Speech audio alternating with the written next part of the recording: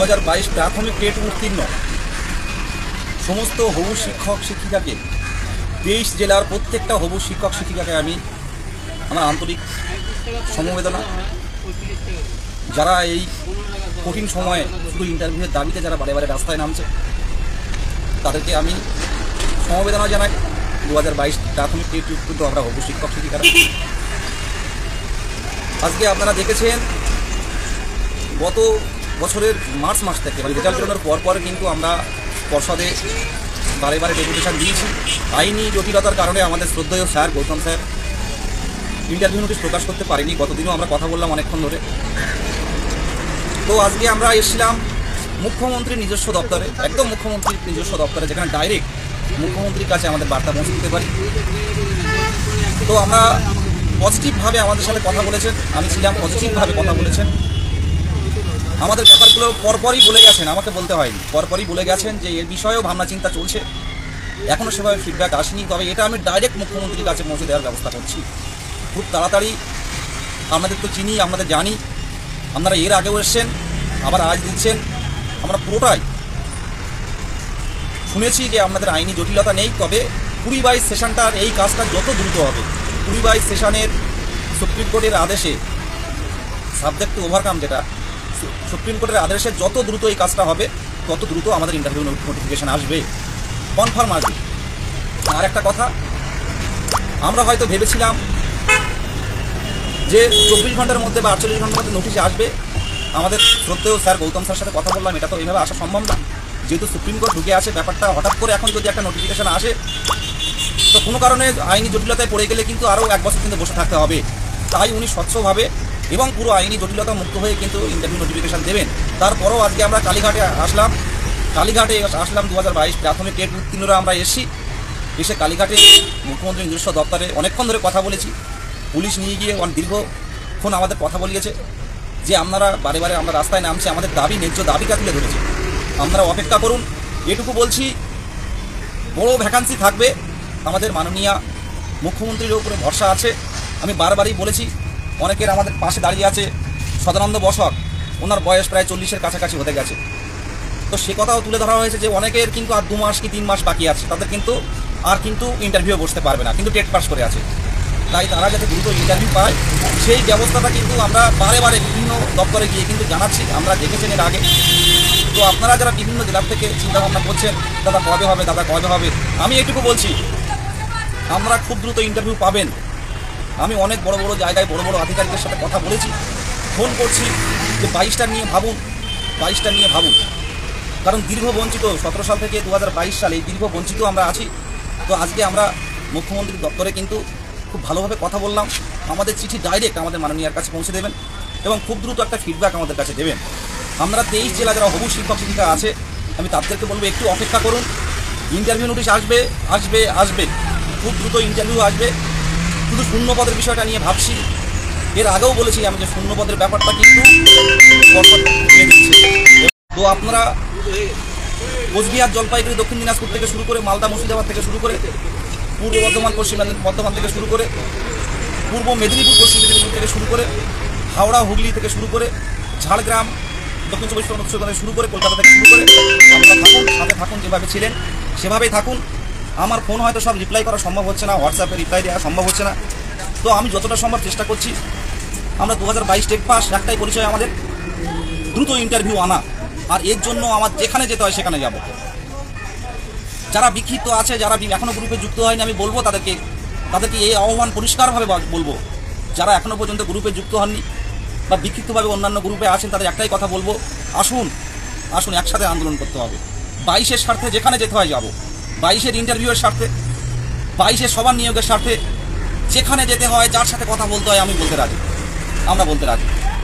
আমি আবারও বলছি, 22-এর স্বার্থে, 22-এর ইন্টারভিউয়ের স্বার্থে, 22-এর সবার নিয়োগের স্বার্থে আমার যার সাথে কথা বলতে হয় আমরা বলতে রাজি, আমি বলতে রাজি।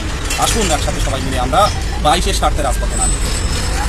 আজকে মাননীয় মুখ্যমন্ত্রীর দপ্তরে যারা ছিলেন, আমাদের সুব্রত বক্সি স্যার ছিলেন, আমাদের ইন্দ্রনীল স্যার ছিলেন, আরও অনেকে ছিলেন, এবং স্যারের ম্যাডামের অফিস থেকে অন্তত 2 জন ম্যাডামের অফিস থেকে ছিলেন। তাদের সাথে আমাদের কথা বলিয়ে দিয়েছে পুলিশ, যে সব রকম সাহায্য করেছে। আমি কলকাতা পুলিশকে ধন্যবাদ দিই যে আজকে কিন্তু আমরা আসার পরপরই ওনারা আমাদের সাথে কথা বলে যত দ্রুত হোক আমাদের কিন্তু কথা বলে দিয়েছেন। আমি পশ্চিমবঙ্গ পুলিশকে ধন্যবাদ দিই যে আমাদের দ্রুত কিন্তু আমাদের কাজটা আজকে করে দিয়েছেন এবং আমরা খুব তাড়াতাড়ি ফিডব্যাক পাবো। আমাদের এই দেখুন আমরা দেখতে পাচ্ছেন শুধু আজকে এখানে না, আমরা অভিষেক তার অফিসেও গেছিলাম, অভিষেকের অফিসেও আমরা কথা বলেছি এবং আগামী দিনে আসতে বলেছি। আজকে সেইভাবে কথা বলতে পারেনি। এগুলো আমরা কিন্তু লিখে যে কিছু বলে ভ্যাকান্সি নিয়ে আমরা বলেছি, যেহেতু পঞ্চম শ্রেণী নিয়ে আমরা একটা আইনি পথে গেছি, আপনারা মনে করলে পঞ্চম শ্রেণীর ইনক্লুড করে আমরা কিন্তু ভ্যাকান্সি ক্রিয়েট করতে পারি। যেরকম 16,500 মধ্যে করা হয়েছিল, 16,500 আমরা যেহেতু একটা শুনানি হয়েছে, সরকার যদি মনে করে যে ভ্যাকান্সি দেবো, সববার নিয়োগ দেবো, বিহার মডেল চালু করব, তাহলে এই মামলা যেদিন নেক্সট শুনানি হবে সেই শুনানিটা আপনারা একটু হালকা দিন দিয়ে শুনানিটা আপনারা নিজেরাই বলুন যে আমরা সিট ক্রিয়েট করছি পঞ্চম শ্রেণী ইনক্লুড করে, প্রাথমিকে যতটা পারি ইনক্লুড করছি, যে কাঠামো আছে সরকারের সদিচ্ছার উপর নির্ভর করে আইনি পথে গেছি। তো সরকার যদি মনে করে হ্যাঁ পঞ্চম শ্রেণী ইনক্লুড করে 1 মাসের মধ্যে সববার নিয়োগ দেবে, সরকার পারে। আমরা সরকারি প্রত্যেকটা কাজের সাথে আসি, দেখতে পাচ্ছেন কত ফোন আসছে, মানে এইরকম ফোন সারাদিন আসতে থাকে, সারাদিনই মাথা খারাপ হয়ে যাচ্ছে এরকম একটা ব্যাপার। ফোন আসছে, দাদা কী হবে, দাদা কী হবে, দাদা একটা ব্যবস্থা করুন, বাড়ি অসুস্থ, কেউ শয্যাশায়ী কিন্তু 22-এ পাশ করেছে, কেউ কারো কঠিন রোগ, কারা প্রতিবন্ধী, কেউ বাবা অসুস্থ, বাবা মানে স্ট্রোক হয়ে বাড়িতে পড়ে আছে, কারোর বাবা নেই, কারোর মা নেই, দাদা একটু ব্যবস্থা করুন। বিকাশ ভবন অভিযানে তাই অনেক প্রতিবন্ধীরা চলে এসেছিল। আবারও সামনের দিনে আমরা খুব তাড়াতাড়ি যদি আমাদের সাথে যোগাযোগ না করা হয়, আমরা কিন্তু আবার আন্দোলনের পথে হাঁটব। আমাদের নোটিফিকেশান চাই। 22 উত্তীর্ণরা যেভাবে বিকাশ ভবন অভিযান দেখিয়েছে, একটা ঐতিহাসিক আন্দোলন। পুলিশও আগের দিন আমাকে বলছিলেন, গতকাল যেদিন আমরা গেছিলাম, যে যাবৎকালের সবচেয়ে বড় আইন অমান্য আন্দোলন হয়েছে, রেটিংয়ে 1 নম্বর। 2022 প্রাথমিক টেট পাস ডিএলএড ঐক্যমঞ্চের পক্ষ থেকে 1 নম্বর আইন অমান্য হয়েছে বিকাশ ভবন অভিযান। এই অভিযানে আপনারা না আসলে সম্ভব হতো না। তাই বলবো, আর যারা আছে বিক্ষিপ্ত সবাইকে বলবো, আসুন এক ছাতার তলায় আমরা এসে এপিসির সামনে বসে পড়বো। এপিসির সামনে বসে পড়বো, যতক্ষণ পর্যন্ত ইন্টারভিউ নোটিফিকেশান না আসছে ততক্ষণ পর্যন্ত আমরা উঠবো না। 20-22টা দেখছি আমরা, 20-22টা যত দ্রুত স্যার যে অনুযায়ী বললেন, আমাদের শ্রদ্ধেয় স্যার গৌতম পাল মহাশয় বলেছেন 20-22টা করার সাথে সাথেই কিন্তু আমাদের ইন্টারভিউ দেবেন। তো সেই দিকে আমরা তাকিয়ে আছি। আর সবাইকে বার্তা দিচ্ছি, আসুন একসাথে যেখানে যাবো বসে পড়বো। যতক্ষণ পর্যন্ত নোটিফিকেশান নিয়ে আমাদের সাথে কথা বলা না হচ্ছে ততক্ষণ পর্যন্ত আমরা উঠবো না। একসাথে হাতে হাত রেখে রাজপথে নামবো সবাই। আসুন 22 স্টেট, শুধু 22 স্টেট রাস্তায় আসুন।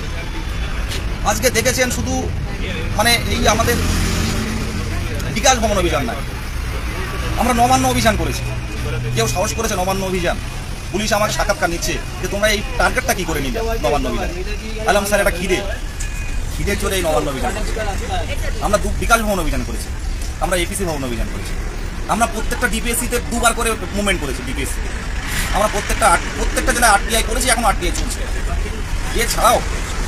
এছাড়াও আমরা বিভিন্ন আধিকারিকদের কাছে কিন্তু আসছি। কালীঘাটে আজ ধরে 4 দিন আসলাম আমাদের মাননীয় মুখ্যমন্ত্রীর কাছে। আজকের যে বার্তাটা খুব দ্রুত পৌঁছাবে, যেটা কথা দিয়েছেন অফিস থেকে, এই বার্তাটা দ্রুত পৌঁছাবে। যেহেতু 22 স্টেট আজকে পথে, 22 স্টেটের নবান্ন অভিযান, এই 22 স্টেটের বিকাশ ভবন অভিযান দেখতে কিন্তু কারোর বাকি নেই, সেটা আশা করি মুখ্যমন্ত্রীও জানেন। তো আমাদের বিষয়টা একটু যদি সহানুভূতির সহিত দেখা হয়, সেই বিষয়টা কিন্তু আমরা তুলে ধরেছি যে আইনি জটিলতা কিন্তু খুব মনে করে সরকার সুপ্রিম কোর্ট থেকে সাবজেক্ট টু আউটকাম দিয়ে কিন্তু আমাদের নোটিফিকেশান আনতে পারেন। আমি এবং মোহিত আমাদের শ্রদ্ধেয় স্যার বর্ষ সভাপতি গৌতম পাল মহাশয়ের কাছে রিকোয়েস্ট করেছিলাম যে স্যার সাবজেক্ট টু আউটকাম দিয়ে, যেহেতু 20-22 এখনও পর্যন্ত তাদের নিয়ে কোনো কিছু হয়নি, স্টেট কাউন্সিলও বাকি আছে, তো স্টেট কাউন্সিলটা দ্রুত শুরু হবে। যারা মানে শিক্ষক হয়ে গেছে তারা অপেক্ষা করুন, এটাও হবে। তো আমরা বলেছিলাম সাবজেক্ট টু আউটকাম দেখিয়ে সুপ্রিম কোর্ট থেকে একটা অর্ডার নিয়ে এসে আপনি অন্তত আমাদের ইন্টারভিউ নোটিফিকেশানটা দিন। উনি বললেন যে না, ওটা দেখতে হবে, এই স্টেট কাউন্সিল না হলে কিন্তু আমরা সম্ভব হচ্ছে না।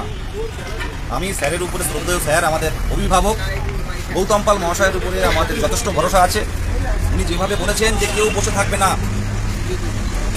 তাই আমরা যেহেতু আমরা একজন ভাবি শিক্ষিকা, আমাদের আচরণও তেমন, আমরা বিনীত বিনম্র, আমরা কিন্তু বিনয়ী। আমরা তো বাচ্চা শিশুদের পড়াবো, আমাদের কথা, আমাদের চলাফেরা, আমাদের দৃষ্টিভঙ্গি শিক্ষকের মতো হতে হবে। আজকে 7 নম্বর এসে খুব স্ট্রাগল করে, একটা ফার্মে কাজ করে, বাড়ি পূর্ব বর্ধমান, ফার্মে কাজ করে বারাসাত। তো সেখান থেকে আজ রবিবার দাদা আমি যেতে চাই, আমি থাকতে পারছি না ঘরে। সদানন্দে এসে তুমি কিছু বলো একটুখানি। আজকে সদানন্দ কোনো জেলার অ্যাডমিন নয়, কিন্তু সদানন্দ ও সেই মার্চ মাস থেকে পড়ে আছে রেজাল্টের পর থেকে। দাদা একটু দেখো, দাদা দাদা দেখো, সদানন্দর মুখ থেকে আমি একটা বার্তা দিতে চাই। 2022 আমার কথাগুলো শুনবেন। আর একটা কথা বলি, মিথ্যা কথা বলবো না, যে আমার লাইভ বা ঐক্য মঞ্চের লাইভ এত বিনয়ী বিনম্র কেন হয় জানেন? এই লাইভ কিন্তু শুধু আমি আপনি হবু শিক্ষক দেখি না, কিন্তু আমার ঘরের অনেক মা বাবা দেখে, আমার ঘরের অনেক দিদা দেখে। একজন বলছিলেন রনি, বারাসাত থেকে রনি বলছিল মসলন্দপুর থেকে, যে ভাই বিদেশদা তোমার একদিন আমার বাড়িতে আসতে হবে, আমার দাদি দেখবে, মানে ঠাকুরমা দেখবে। এলাম কেন? তাহলে তোমাকে দেখতে চায়, তুমি যেভাবে লড়ো, তুমি যেভাবে আন্দোলন করো, তুমি যেভাবে আমাদের জিনিসটা তুলে ধরছো, তোমাকে একবার আমার দিদিমা দেখতে চায়। স্বরূপনগর থেকে রনি বলছে। তাই আমি বলি কোনো সুযোগ পেলে অবশ্যই যাবে। আজকে দিনাজপুর থেকে কবিরুল কল করলে একটু আগে, যে দাদা তোমার লাইভ দেখার জন্য অপেক্ষা করছি। আমার বাড়িতে আমার মা আব্বাও বসে থাকে লাইভ দেখার জন্য, যদি কোনো বার্তা আসে। আর শুধু আমার মা বাবা নয়, আমার বন্ধুর মা বাবা, সেও আমার মা বাবা, তার দিদা মানে আমারও দিদা। আমরা হবু শিক্ষক সবাই বাবা মাকে বলবো, আমার দিদাকে বলবো, একটু অপেক্ষা করুন, ছেলেরা ঠিক স্কুলে ফিরবে, ঠিক একদিন এই মানসিক শান্তি পাবে, আনন্দ পাবে। আর এছাড়াও আমার লাইভ কিন্তু শুধু অনেক আধিকারিক দেখেন, সেটা আমি প্রমাণিত। আমাদের আধিকারিকরা অনেক আমাদের গ্রুপে আছে, অনেক পুলিশ আধিকারিক থেকে শুরু করে অনেক ডিপার্টমেন্টের মানুষজন আছে। তো সবাইকে আমি শ্রদ্ধা জানাই, যে দেখুন আমরা হবু শিক্ষক, ভাবি শিক্ষক, আমাদের ভুল হলে মানিয়ে দেব, ভুল হলে একটু মাফ করে দেবেন যদি কোনো ভুল করি। গতদিন আমাদের শ্রদ্ধেয় স্যার প্রশাসক সভাপতির সাথে কথা বললাম, উনি মঞ্চের কথা বলছিলেন, আমরা মঞ্চ করেছিলাম, আমরা স্লোগান দিয়েছিলাম। প্রশাসক সভাপতি বলছিলেন আমাকে, কিছু কিছু আমরা স্লোগান দিয়েছি, প্রচুর স্লোগান দিয়েছি। তো স্যার বললো তোমরা হবু শিক্ষক এইভাবে করো। বললাম স্যার আমরা অবশ্যই, যদি ভুল হয় আমাদের, শ্রদ্ধেয় স্যার গৌতম পাল মহাশয় যদি ভুল হয় আমাদের বলবেন, আমরা সেই ভুল ভ্রান্তি মাফ করে নেব। আমরা মানে ভুল ভ্রান্তি আমরা সংশোধন করে আমরা আরও সুন্দরভাবে আমরা আমাদের জীবনে চলার পথটা মসৃণ করি। ভুল হয় তাই বলবো হবু শিক্ষক আমরা, আমাদের কথা দৃষ্টিভঙ্গি সমাজের কাছে আমাদের কাছ থেকে বার্তা যাবে। সমাজ, আমরা যেহেতু সমাজ গড়ার কারিগর, সমাজ আমাদের দিকে তাকিয়ে আছে।